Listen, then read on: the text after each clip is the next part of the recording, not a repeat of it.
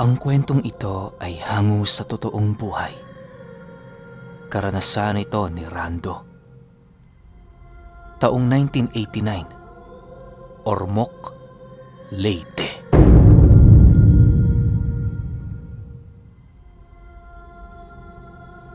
Itong mga panahong ito, kasalukuyang nagmamay-ari ng malawak na lupain si Rando. Nag-iisa lang siya sa buhay at ang tanging mga kamag-anak niya lamang sa lugar ay ang pamilya ng kanyang tiyahin. Marami siyang pamangkin, mga nasa 8. Karamihan dito palaging bumibisita sa lupain niya para humingi ng mga tanim at kopra. Hindi naman yun pinagbabawalan ni Rando sa kadahilanang para sa kanya maliit na piraso lamang yon ng yaman niya. Suportado niya ang kanyang mga pamangkin basta ba'y wag lamang yun gumawa ng masama gaya ng pagnanakaw at panlalamang sa kapwa. Kung hindi niyo na itatanong, itong si Rando nakatira sa hindi gaanong kalakihang kubo malapit sa palayang pinagsasakahan niya. Doon niya piniling manirahan gawa ng mula doon nasisipat niya ang malawak na sakop ng lupa niya. Hindi man sa pagmamayabang pero halos humigit 30 ektarya ng lupain ang pagmamay-ari ni Rando. Karamihan sa mga ito binubuo ng iba't ibang uri ng tanim kagaya ng nyog, kakao at kung ano-ano pang napapakinabangan ng tao. Dahil din sa lawak ng lupain niya, kaya na may kinakailangan niyang humanap ng mga tauhan na tutulong sa kanya sa paggagapas nito. Upang madali niyang mapuna ng pangangailangan sa tauhan, nagpasya si Rando na ibigay dito ang kalahati ng kanyang ani. Nakadepende ang makukuha nila sa dami ng aning kanilang nakuha. Matapos siyang mapagpasyahan ni Rando, mas lalong dumami ng dumami ang mga taong nais magtrabaho sa kanyang lupain. Hindi naman niya tinanggihan ng mga taong yon, lalo pat meron din yung pangangailangan na nais mapunan. Sa loob ng mahabang panahong pagpapasunod niya sa mga ito, ni minsan wala siyang pinagsabihan ukol sa kanyang pagkatao. Napaka-misteryoso kasing tao nitong si Rando, gawa ng kahit ang tungkol sa pamilyang kanyang kinagisnan, bihira lamang ang nakakaalam. Isa na sa mga taong nakakaalam ng tungkol sa kanya ay ang mga magulang ng pamangkin niya. Isang hapon, habang nag-aayos ng mga dayami itong si Rando, nasipat niya ang kapatid niyang naglalakad papalapit sa bahay niya.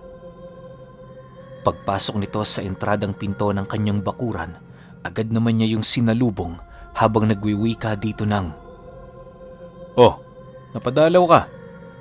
Bakit hindi mo sinama ang mga pamangkin ko?" Nang marinig naman ito ang kanyang sinabi, nanatiling nakatitig lang naman yun sa kanya na parabang nakikiramdam. Makalipas lamang ang ilang minuto, sinabihan siya nitong pumasok sa loob ng kanyang kubo para doon na ipagpatuloy ang kanilang pag-uusap. Dahil sa naging asal ng kanyang kapatid, kung kaya't wala namang nagawa itong si Rando kundi ang sumunod. Sa pagpasok nilang dalawa sa loob ng kanyang bahay, doon ipinaliwanag ng kapatid niya ang tungkol sa sigalot na kasalukuyan nitong kinakaharap sa baryo. Ayon dito, 3 araw na ang nakakaraan, may mga panauhing bumisita sa kanyang tahanan para magtanong ukol sa kinaroroonan nitong si Rando. Hindi naman yun ipinagsabi ng kanyang kapatid, lalo pat wala yung kaide-ideya sa mga taong kausap niya. Dagdag pa nito na, magmula noong nagparamdam yun sa kanilang tahanan, tila bang unti-unti nang bumigat ang kanilang pamumuhay. Madalas niya ding masilayan ang mga panauhing yon na dumaraan sa kanilang bahay na parabang nagmamasid. Nang dumating na sa puntong nakakaramdam na talaga ng kakaiba itong kapatid niya, kung kaya't nagpasya na yung bumisita sa kanya. Sa pagpapatuloy ng kanilang pag-uusap, bigla naman sila noong natigilan nang makarinig sila ng mga kalabog sa dingding ng bahay ni Rando. Dahil dito, dali-dali naman silang lumabas ng kubo para sipatin kung ano ang mga nilalang na nanggugulo. Inakala din ni Rando na baka ang mga kambing niya lamang noon ang gumagawa ng ingay kung kaya't naging kampante siya na buksan ng pinto. Subalit paglabas nilang magkapatid, laking gulat na lamang nila nang bumungad sa kanila ang 5 panauhing may daladalang matigas na putik sa kanilang mga kamay. Alam ni Rando na meron itong ginagawang kakaiba sa kanyang bahay, kaya na may nagpasya siyang yon ay kumprontahin. Bago pa man niya nilisan ng kubo, minabuti niyang papasukin sa loob ang kanyang kapatid. Nasisiguro kasi niyang wala yung magagawa sa oras na magkagulo sa pagitan niya at sa mga panauhin. Habang binabagtas niya ang daan, ramdam na niya ang pagbigat ng hangin sa paligid. Inaasahan na din niyang may kakaibang dugo ang mga taong yon dahil sa kakaiba nitong asal na ipinapakita sa kanya. Nang ilang dipa na lamang ang pagitan niya sa mga ito, doon na siya nagpasyang huminto habang nananatiling nagmamasid. Makalipas lamang ang ilang minuto, bigla namang kumunot ang noo ni Rando nang masipat niya ang isa sa mga panauhing yon na kinain ng putik na hawak-hawak nito. Alam niyang aswang lamang ang gumagawa ng ganoong bagay kung kaya't hindi niya maiwasang kausapin ng mga nilalang na yon. Bakit niyo ako hinahanap? Sa pagkakaalam ko, wala akong atraso sa inyo. Lubayan niyo na ang kapatid at mga pamangkin ko kung ayaw niyong magkagulo tayo. Wika ni Rando sa mga panauhin. Matapos namang marinig nito ang kanyang sinabi, kitang-kita niya ang pag-aangil ng mga nilalang na yon. Maya-maya pa, doon niya nasipat ang isa sa mga ito na dahan-dahang naglalakad papalapit sa kanya. Nang magkaharap na silang dalawa, seryoso naman yung sumagot sa kanya ng, "Ipagpaumanhin ninyo ang paggulo namin sa inyong kapayapaan. Wala na ho kasi kaming pagpipilian kundi lumapit sa dati naming pinagsisilbihan. Nais ho sana naming humingi sa inyo ng tulong ukol sa sigalot na kinakaharap ng aming angkan." Kasabay ng pagwika nito ay ang dahan-dahan naman itong pagluhod sa kanyang harapan. Agad din naman yung sinunod ng iba pa nitong mga kasama bilang pagpapakita ng paggalang sa kanya. Dahil dito, minabuti ni Rando ang manatiling tahimik habang maiging nag-iisip. Hindi niya mawari pero pakiramdam niya napakabigat ng kanyang loob sa mga nilalang na yon. Sa pagbalik ng katahimikan sa paligid, laking gulat na lamang ng mga nilalang na yon nang biglang hawakan ni Rando ang isa nilang kasama at mabilisang ibinalibag patungo sa tabi ng kubo nito. Dahil sa lakas ng pagkakahampas niya rito, kaya na may agad din namang kumalas ang wisyo nito sa katawan. Matapos ang pangyayaring yon, inabisuhan niya ang 4 nitong kasama na umuwi na. Inilahad niya rin sa mga ito na wala siyang panahong makisawsaw sa sigalot ng ibang angkan. Nang mailahad na niya ang bagay na kanyang nais, dali-dali namang nagsitakbuhan ng mga nilalang sa sobrang takot sa kanya. Sa muling pagsilay niya sa aswang na kanyang ibinalibag sa lupa, kitang-kita ni Rando ang pagpupumilit nitong tumayo sa kabila ng lasug-lasug nitong mga galamay. Pagramdam niyang wala na yung lakas para tumakas, agad naman niya yung kinaladkad patungo sa likod ng kanyang bahay. Upang hindi yun mapansin ng kanyang kapatid, minabuti niyang busalsalan yon ng tela sa bunganga nang sa gayoy hindi na yon makalikha ng mga hindi inaasahang ingay. Matapos ang mga pangyayaring yon, agad naman siyang pumasok sa loob para abisuhan ng kapatid niya na umuwi na. Habang kinakausap niya ito, labis-labis naman ang pagtataka ng kanyang kapatid sa kadahilan ng parang aligaga na noon si Rando at halos hindi nito mapigilan ang kanyang sarili na maglaway.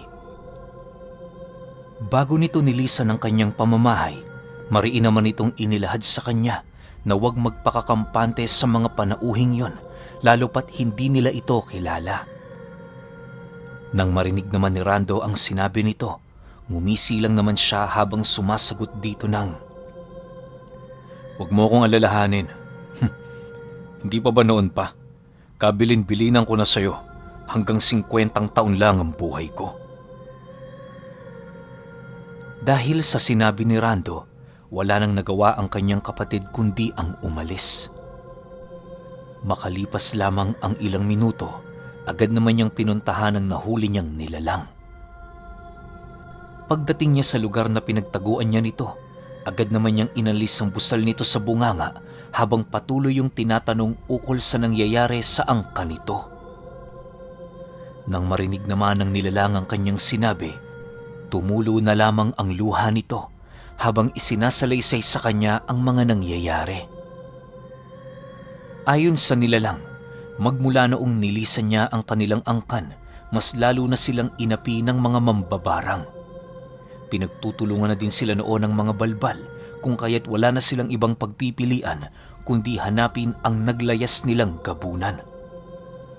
Bagaman inaasahan nilang tatanggi itong si Rando, naglakas loob pa rin sila, lalo pat nakasalalay doon ang mga papasibol pa lamang na henerasyon ng kanilang lahi.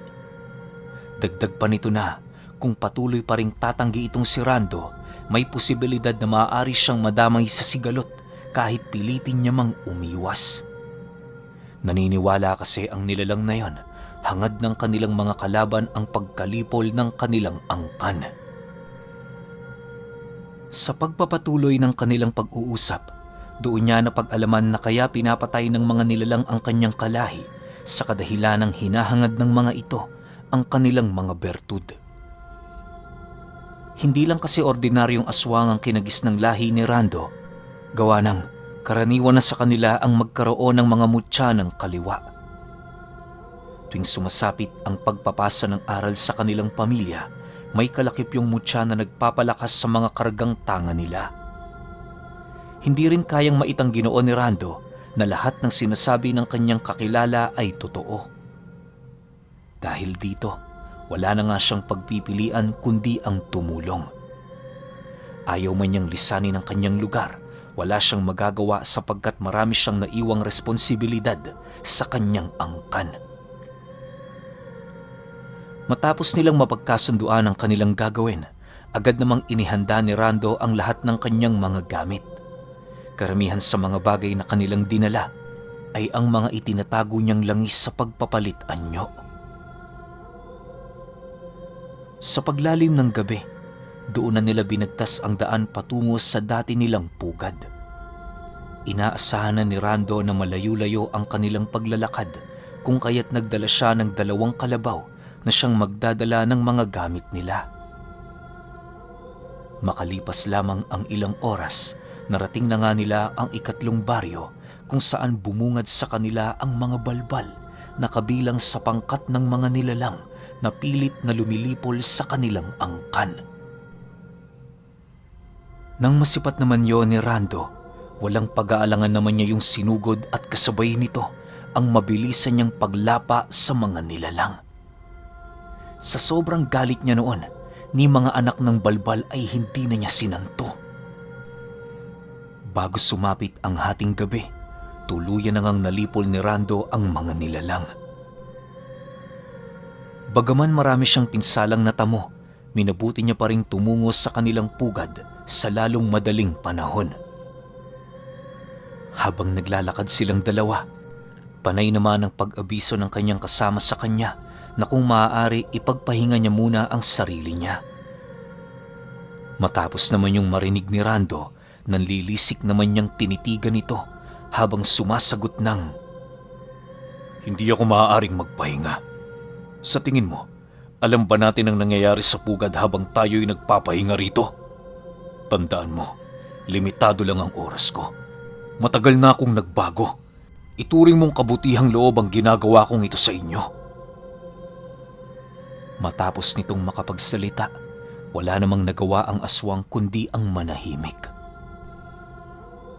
Bagaman nababahala siya sa kalagayan ng kanilang gabunan, hindi niya yun maaaring pigilan para sa pansariling interes lamang.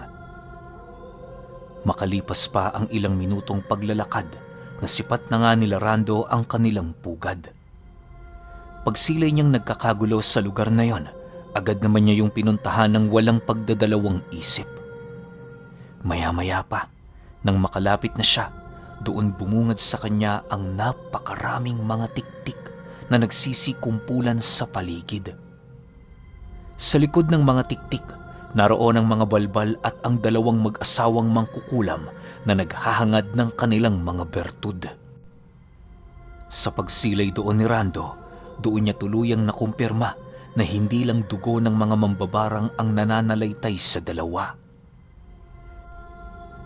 Dahil sa pangyayaring yon, minabuti niyang palikasin sa lugar ang iilan sa kanyang mga kalahi. Hindi naman yun naging mahirap para sa kanya, lalo pat buo pa rin ang pangkat pandigma ng lahi nila. Kahit nababahala ang mga ito sa puwersa ng kanilang mga kalaban, pinilit pa rin itong sumunod sa kanya, alang-alang sa kaligtasan ng kani-kanilang mga pamilya. Dahil sa pag-usbong ng presensya noon ni Rando, karamihan sa kanyang mga kasama ay nabuhayan na ng loob na makipaglaban. Halos ilang buwan na din kasi silang umiiwas, gawa ng hindi naman gabunan ang namumuno sa kanilang pangkat. Hindi rin maipagkakaila ng mga kasamahan niya ang panghihina ng loob nito dahil sa karuwagan ng namumuno sa kanila. Lumipas pa ang ilang minuto, buong tapang namang kinaharap ni Rando ang pangkat ng mga mambabarang. Habang pinapalibutan sila noon ng mga tiktik, panay naman ang kanilang pag-atras hanggang sa marating na nila ang isang masukal na kakahuyan. Nang mapagtanto niyang wala na silang pagpipilian, doon na sila nagsagawa ng pag-atake laban sa mga tiktik. Kahit marami ang bilang ng mga ito, hindi nila yon tinantanan dahil alam nilang yun na lamang ang paraan para makatakas sila ng buhay. Lumipas pa ang ilang minuto, ramdam na ni Rando ang pagkalagas ng kanyang mga kasama. Hindi alintana ng mga tiktik ang lakas ng mga ito na para bang meron yung karagdagang kakayahan na ipinasa mismo ng mag-asawang mambabarang. Dahil sa pangyayaring yon, hindi naglaon na sipat ni Rando ang pagkamatay ng iilan sa kanyang matatapat na tauhan. Ilang taon man ang lumipas magmula noong hindi niya yon nakita, nasisiguro niya pa rin kinikilala siya nitong pinuno ng lahi nila.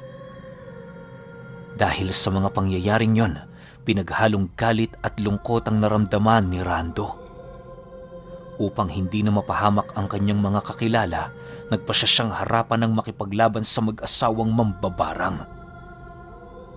Bagaman inaasahan niyang marami itong dalang armas, hindi yun naging hadlang sa kanya para gumanti.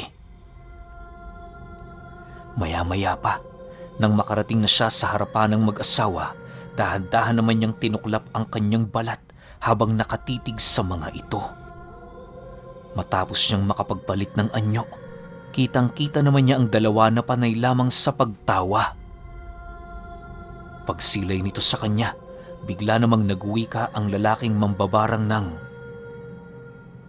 "Bakit hindi ka nalang tumakbo? Sa lahat ng uri mong naririto ngayon, nasa iyo mutyang pinaka-inaasam ko."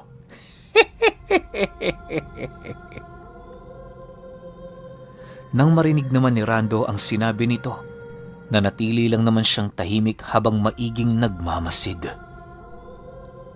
Pagsilay niya sa mambabarang na nagpapalipad hangina ng usal sa paligid, walang pagdadalawang isip naman niya yung sinugod. Kampante noon si Rando na magagawa niyang mapaslang ito, gawa ng di hamak na mas mabilis siya kumpara sa mga kauri niya. Habang naglalaban silang dalawa, hindi niya maipagkakaila ang lakas ng mambabarang. Kahit nasa pinakamalakas na anyo na siya, nagagawa pa rin itong makipagsabayan. Ang labis pang ikinabahala noon ni Rando ay ang mabilisang paghilom ng mga sugat nito dahil sa mga kakaibang alaga nitong insekto.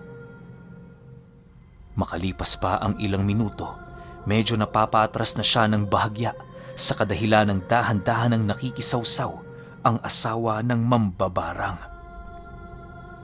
Sa tuwing sinusugod niya ito, sinasalag nito ang kanyang pag-atake na siyang nagiging sanhi para magtamo siya ng matinding pinsala sa katawan. Maya-maya pa, dahil sa pakikisawsaw nito sa kanilang paglalaban, hindi na niya namalayan ang mga insektong kumakalat sa paligid. Pagsilay niya sa kanyang binti, laking gulat na lamang niya nang masipat niya ang isang dambuhalang linta na panayang pagsipsip ng dugo niya. Sinubukan niya pa itong tanggalin pero tila bang nakadikit na yun sa kalamnan niya. Dahil sa pangyayaring yun, unti-unti na niyang nararamdaman ang panghihina ng kanyang katawan. Nanlalabo na din noon ang kanyang paningin pero sinusubukan niya pa ring huwag ibaling sa ibang bagay ang kanyang atensyon upang hindi siya mapahamak. Sa pagpapatuloy ng ganoong pangyayari, halos kitang-kita niya ang diferensya sa pagitan niya at ng mag-asawa.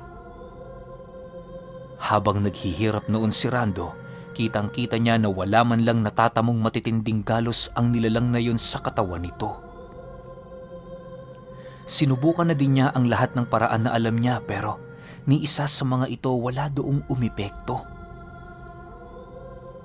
Dahil sa mga nangyayari, wala na siyang pagpipilian kundi sabihan ng kanyang angkan na tumakas. Nang marinig naman yon ng mga kasama niya, patuloy pa rin yung naglakas ng loob na manatili sa tabi niya.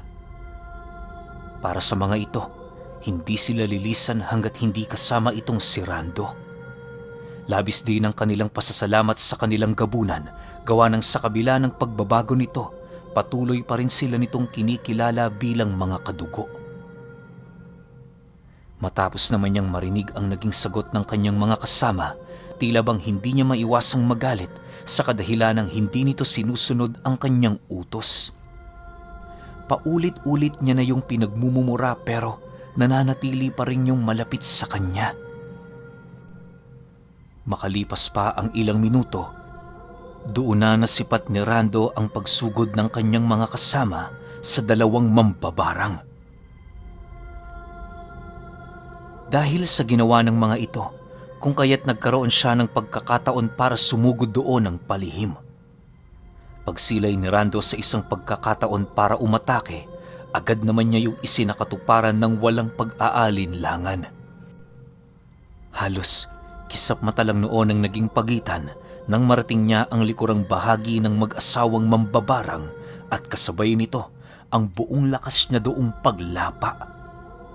Halos hindi niya na yun binigyan pa ng pagkakataon para makapalag, gawa ng paubos na ang puwersa ng kanilang angkan. Sa pagkamatay ng dalawa, nakapagbitaw pa yun ng sumpa kay Rando. Buong puso naman niyang tinanggap ang sumpang yon sa kadahilan ng sapat na ang pagligtas niya sa kanyang mga kalahi. Sa pagbalik ng katahimikan sa lugar, inabisuhan niya ang kanyang mga kasama na ihatid siya sa pamamahay niya. Hindi naman yun tumutol sa kanyang utos, gawa ng kitang-kita din nilang hindi na gaanong nakakagalaw itong si Rando. Bukod sa malalalim na sugat nito sa kanyang dibdib, meron din yung animoy mga pantal sa binti na namamaga. Lumipas pa ang mga araw, wala na nga siyang ibang ginawa kundi ang magpahinga. Patuloy pa rin noon ang pagbisita ng mga pamangkin niya para tumingin sa kalagayan niya.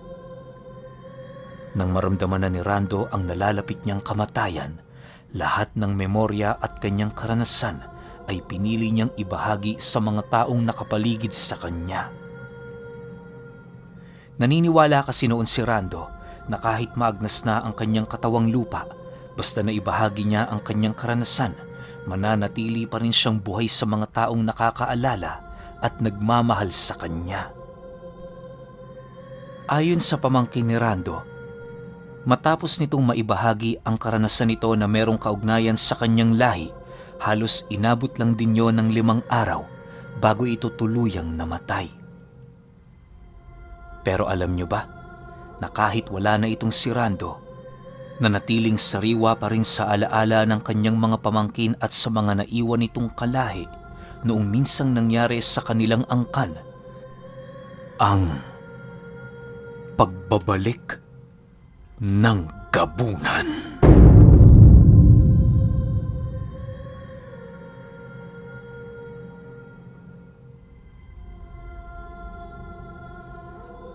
Okay, opinyon ko sa kwento. Anong lahi kaya ng aswang itong pinamumunuan ni Rando at saka bakit niya iniwan yung angkan niya? Ano ba siya, gabunan na gusto nang magbago yung buhay? Na parang imposible naman.